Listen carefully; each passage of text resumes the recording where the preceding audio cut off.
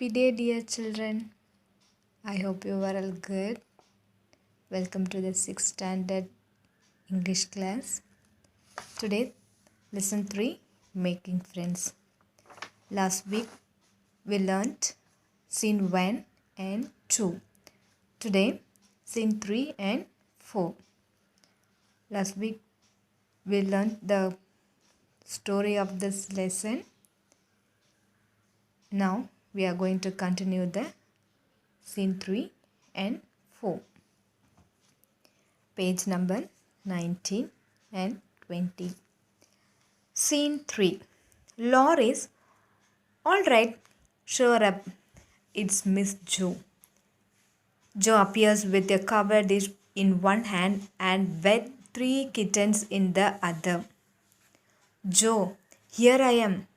Bag and baggage. Mother sent her love and would be glad if I would do anything for you. Meg wanted me to bring some of her blackmans. The Beth thought her cats would be comforting.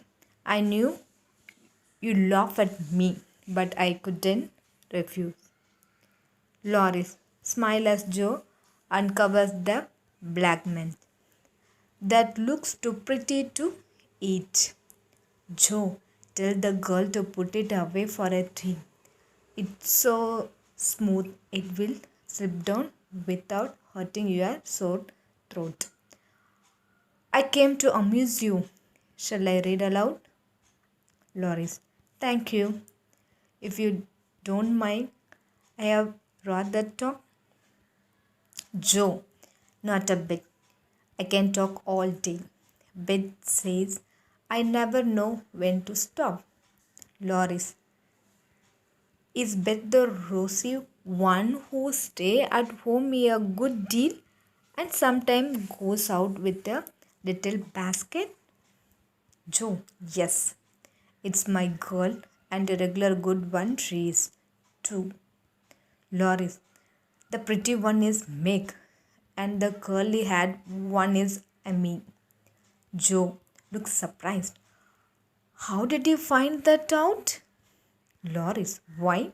You see, I often hear you calling to one another and I can't help looking over at your house. I beg your pardon for being so rude, but sometimes you forget to draw the curtain at the window where the flowers are and when the lamps are lighted. It's like looking at the picture to see the fire and you all around the table with your mother.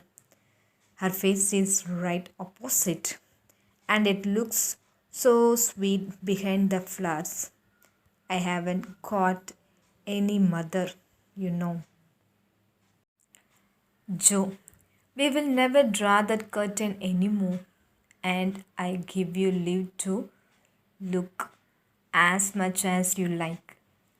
I just wish, though, instead of peeping, you come over and see us. Mother is so splendid.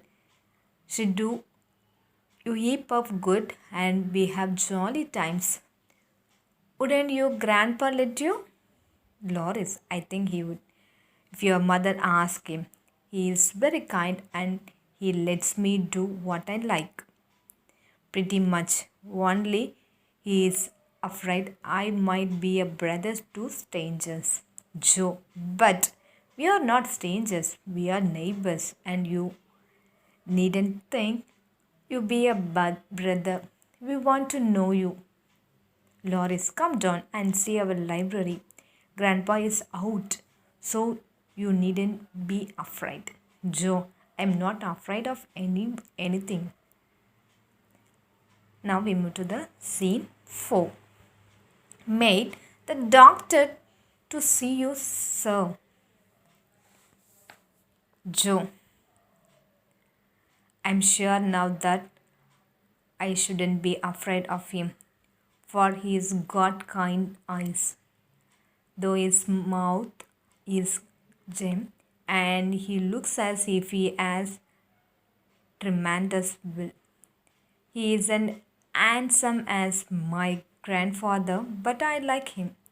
Grandfather, in a gruff voice. Thank you, ma'am. Joe gives a squirrel of dismay and while around, her hands clapped to her mouth as she stared at old Mr. Lawrence. Curtains fall. Now we move to the question and answer. Page number 21. First question. What did Joe decide to do on a cold day? Second, what did Joe suggest Laurie should do to keep himself amused? Third, what items did Joe bring for Laurie and from whom? Fourth one, how did Laurie know the names of the March sisters? Fifth question, describe the library in Laurie's house. Sixth one, whose portrait did Joe see in the library? How did she describe the person?